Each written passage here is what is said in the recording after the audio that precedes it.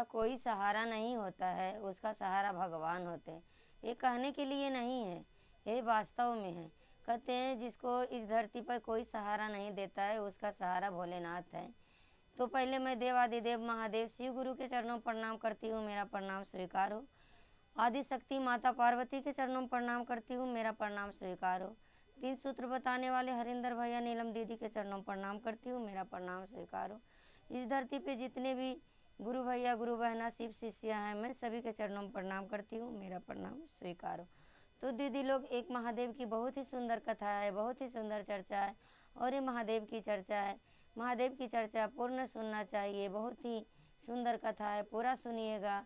अधूरा में यदि आप छोड़ दीजिएगा तो आपके मन में भी हलचल होएगा, पता नहीं आगे क्या हुई, इसलिए कथा को पूरा सुनिएगा। तो दीदी लोग, एक गांव था, उस गांव में दो भाई रहा करते थे।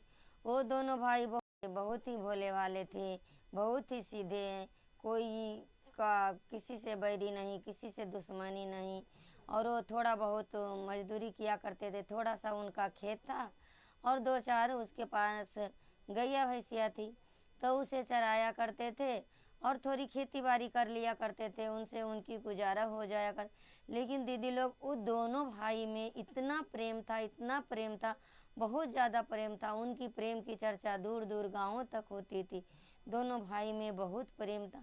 ऐसा ही समय बीतता गया, दोनों के लड़के बच्चे बड़े हुए।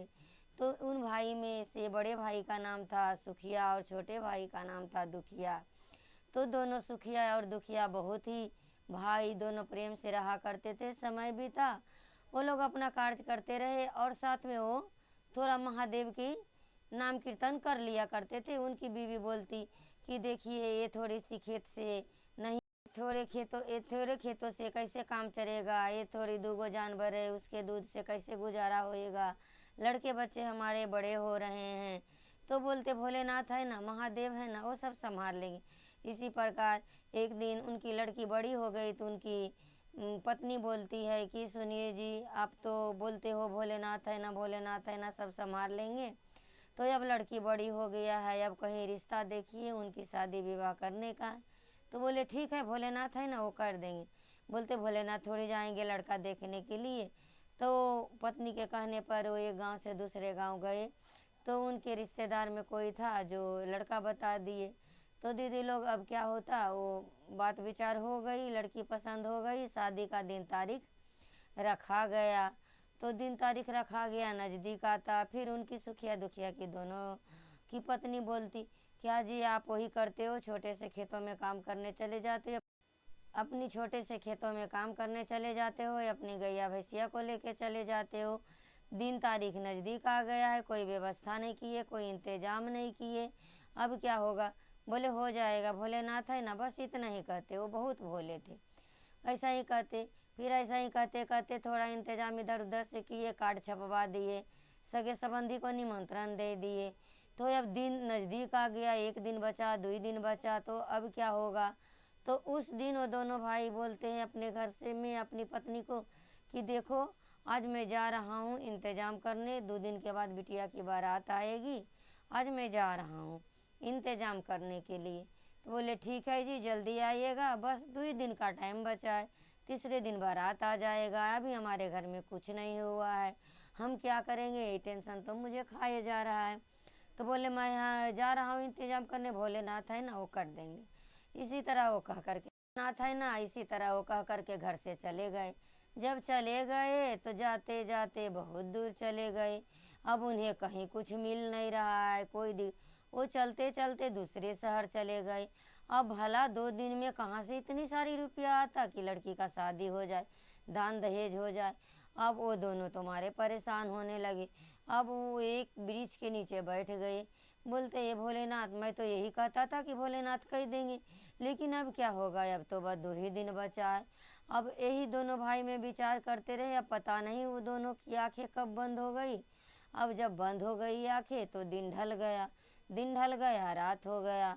तो माता पार्वती कहते हैं कि ये भोलेनाथ, ये हमेशा से कहते आया है कि भोलेनाथ है ना, वो सब संभाल लेंगे, भोलेनाथ है ना, वो सब संभाल लेंगे। तो भोलेनाथ, अब इसकी लड़की की शादी में भी 2 दिन बचा है, अब क्या होगा, कीजिए प्रभु कुछ कीजिए। बोलते हैं कुछ कीजिए भोलेनाथ, कीजिए कीजिए महादेव, कुछ तो कीजिए, इस भोले भक्त को कुछ तो कीजिए। तो महादेव कहते ये तो भोला है, लेकिन कभी तो पूजा पाठ नहीं किया, ये तो सिर्फ खाली मेरा नाम भजता है। तो बोले क्या हुआ महादेव, इनकी लड़की का शादी है, और इस धरती पर जितने भी है सब आपके बच्चे हैं, तो आप अपने बच्चे की, अपनी लड़की की शादी कैसे टूटते हुए देख सकते हो, उसकी बदनामी, उसका शादी फिर दोबारा कौन करेगा। तो भोलेनाथ कहते हैं ऐसा बात है, तो ठीक है देवी मैं जाता हूँ। वो नंदी को लिए और चल दिए। तो नंदी को बोले कि ऐसा करो, तुम दुखिया का भेष बना लो और मैं सुखिया का भेष बना लेता हूँ, और चलो। अपने गण प्रेतों को भी ले लिए, सबको एक इंसान बना करके इंसान के रूप में चल पड़े। महादेव तो बन गए सुखिया का रूप, अब भोल नंदी को बना दिए दुखिया का भेष। वो दोनों भैंस धर के आ गए, बड़ी सी गाड़ी में बहुत सारा सामान लेके आ गए। हमारे बड़ी सी गाड़ी में वो सारा सामान लेके आ गए। अब जब गाड़ी रोड पे खड़ी हुई तो सब लड़के बच्चे दौड़ गए, अरे सुखिया भैया दुखिया भैया ये तो लेके आ गए बहुत बड़ी गाड़ी, इनके घर में तो कुछ नहीं था, गैया भैंसिया एगो खाली है, दूगो और थोड़ी सी जमीन है, ये कहाँ से इतना धन लेके आ गए। हमारे ठाट बाट गाड़ी से सामान उतारते जा रहे हैं महादेव के गण प्रेत, वो सामान तो ख़त्म ही नहीं हो रहा। अब वहाँ गए तो महादेव कहते हैं सुखिया के रूप में कि देवी तुम कहाँ गई, तुम जल्दी जल्दी ये सब इंतजाम करो, रखो जल्दी जल्दी संभारो। फिर दुखिया कहते हैं अपनी पत्नी से जल्दी जल्दी करो, भतीजी की शादी है, 2 दिन की समय बचा है, जितना जल्दी कर। तो वो कहते हैं कि स्वामी आप कहाँ से इतना सामान, बोले ये पूछने की टाइम नहीं है, पहले जल्दी जल्दी काम निपटाओ, उसके बाद ये सब पूछना। तो भाई उनको तो लग गए कि भाई अब समय नहीं है, हमारे नाच कूद के काम होने लगा, सब कुछ होने लगा। लड़के वाले जितना दहेज मांगा था उससे बढ़ चढ़ करके दहेज दिए, गहने जेवर सब कुछ दिए, बहुत ज़्यादा दिए। शाम को बारात आया, सब गांव वाले भी अचंभे हो गए, कहाँ से दुखिया सुखिया भैया इतना सारा धन ले आए कि इतनी ठाट बाट से तो राजा की लड़की की शादी नहीं होती है। और इनके साथ देखिए इतने सारे आदमी आ गए हैं, किसी को कोई काम कहने की ज़रूरत नहीं है, सब गण प्रेत इंसानों के रूप में मारे फटाफट फटाफट फटाफट काम किए जा रहे हैं। महादेव बस अढ़ाते ये काम कर लो ये काम कर लो, बारात आ गई उसे खाना खिलाना है उसे करना, बस सारे गण प्रेत जल्दी जल्दी करते जा रहे हैं। फिर बारात आई, बारात के स्वागत हुआ, मंडप सजी, मंडप में शादी हुआ, लड़की की शादी हो गई, लड़की की विदाई होने लगी। तो लड़की के विदाई महादेव को तो पता ही नहीं था कि लड़की की विदाई में क्या देना चाहिए। तो उनकी सुखिया की पत्नी आई तो बोलते हैं कि आप तो इतने व्यस्त हो गए 2 दिन में।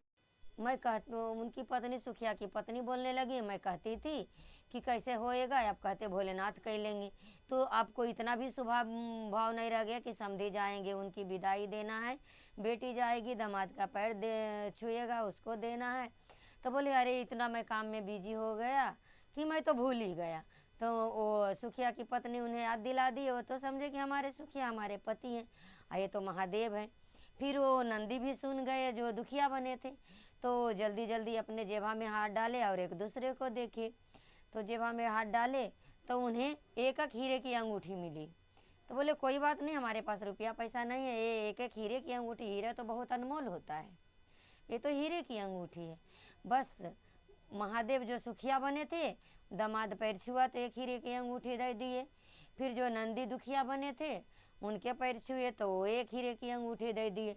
दामाद भी एकदम खुश हो गए, क्या दामाद भी खुश हो गए कि क्या मैं ससुराल पाया, इतना धनवान, इतना मेरा ससुराल रिश्ता लेके आया था तो ये लोग गरीब दिख रहे थे, आज तो मुझे दान इतना दिए, इतना धन दिए, इतना दहेज दिए कि मैं तो वो दामाद तुम्हारे फूले नहीं समा रहे थे, समधी भी हमारे सब गदगद से, बेटी को इतने सारे जेवर दे दिए, पूरा 16 श्रृंगार का जेवर दे दिए।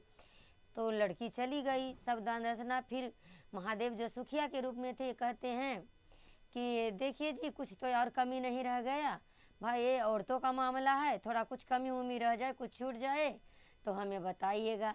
लेकिन माता पार्वती से नहीं रहा गया, बोलते हैं कि भोलेनाथ इतनी बड़े लीला रच रहे हैं और मैं भला कैसे रह जाऊं। तो उनसे रहा नहीं गया, एक मेहमान बन के वो आ गए। तो वो मेहमान बन के उस शादी में आ गए तो वो महादेव को देखते हैं खुश होते हैं, वो भी बिटिया को हमारे दान दहेज वो भी खूब दिए, साड़ी कपड़ा वो भी दिए। तो उन्हें ने सुखिया की बीवी पूछी कि दीदी मैं आपको तो जानती नहीं हूँ। तो बोला आप जानोगे कैसे, मैं आपकी दूर की रिश्तेदार की बहू हूँ। मेरी सास की तबीयत खराब हुआ, वो तो महादेवी थी, वो तो अंतर्जामी थी, उन्हें क्या वो नाम बता दिए, आपकी बुआ सास की मैं बहू हूँ।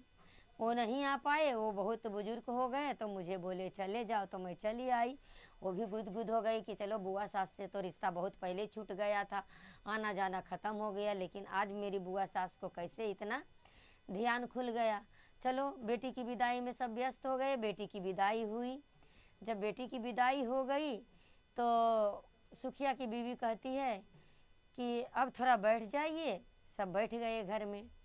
तो कहते हैं ये जो इतने सारे के जो काम काज किए व्यस्त हो गए, मैं तो ध्यान भी नहीं दी कि कब लोग खाना खाए नहीं खाए, ये लोग कौन हैं। तो जो महादेव सुखिया के रूप में थे वो कहते हैं आप जानती नहीं हो हैं कि मैं तो इनको जानती पहचानती नहीं हूँ।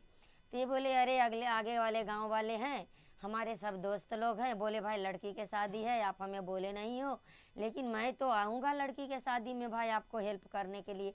तो ये सब आ गए, तो बोले सबके खाना खिला दीजिए। तो सब अपने एक दूसरे को परस परस के गणपरेत जो इंसान के रूप में थे सब खाना खा लिए एक दूसरे से परस परस के।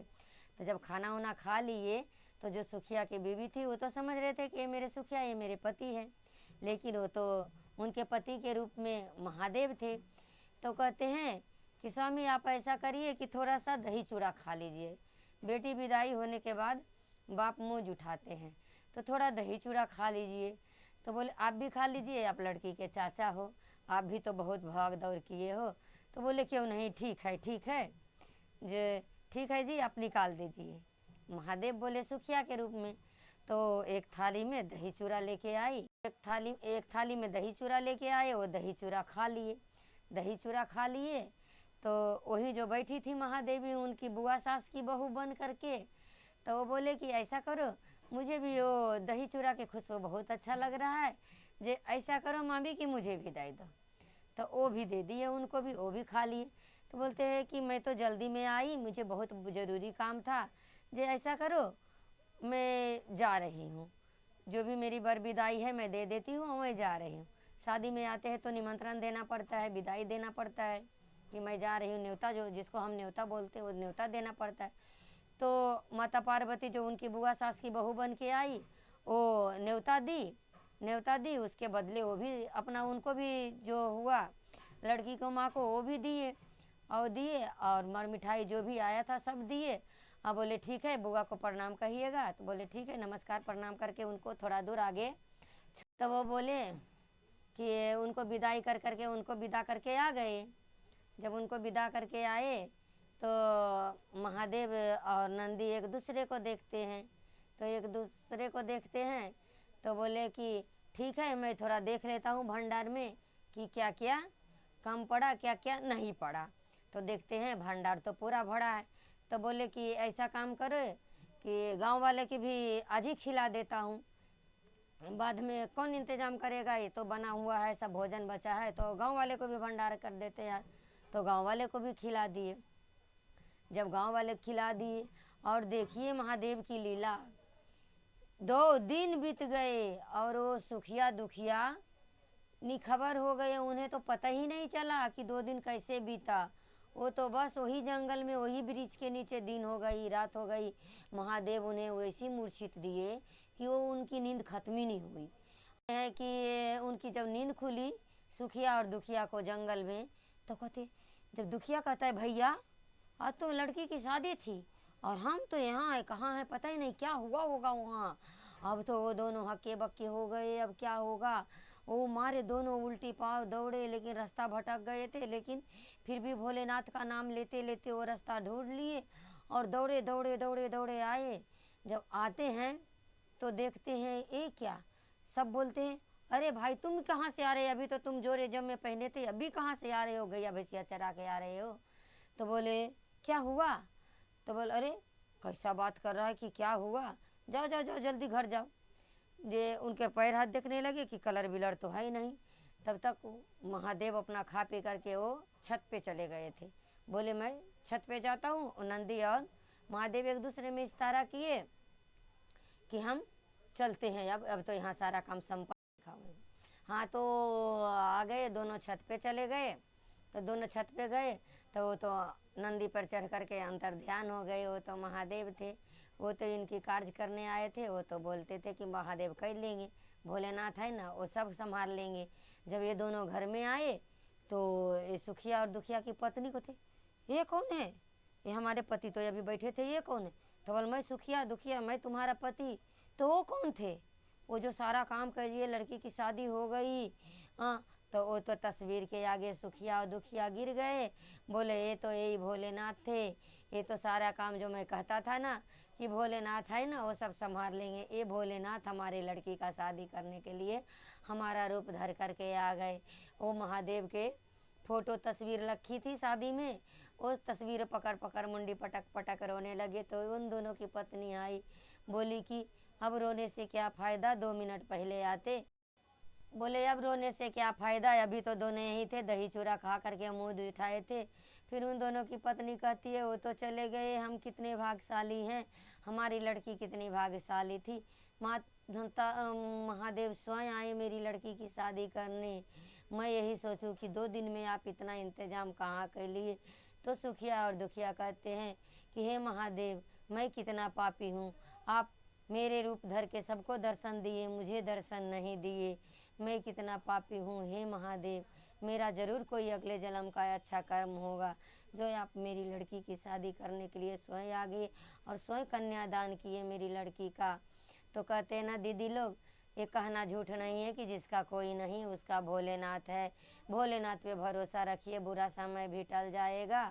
हाँ, प्रेम से एक बार बोलिए हर हर महादेव, हर हर जागा जागा महादेव।